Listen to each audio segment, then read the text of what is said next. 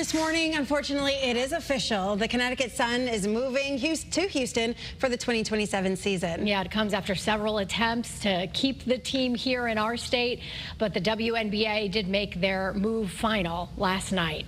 Your reporter Anna Stansfield live to explain the news and what it means. So, Anna, good morning. Bring us up to speed here.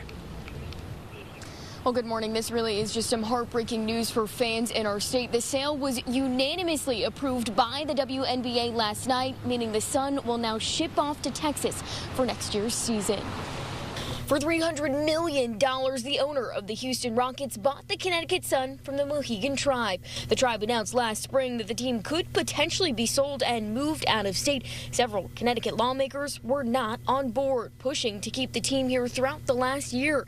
The state even submitted its own bid for the team, which included an offer to build a new practice facility here, something the team doesn't currently have.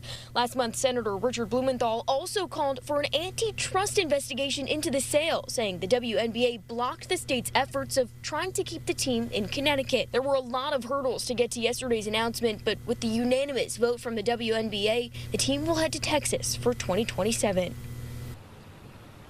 Now, fans still have a little bit of time to cheer on the Sun while they're here in Connecticut to finish out the 2026 season. They still have several more games happening here in our state, including one in a couple weeks right here at People's Bank Arena.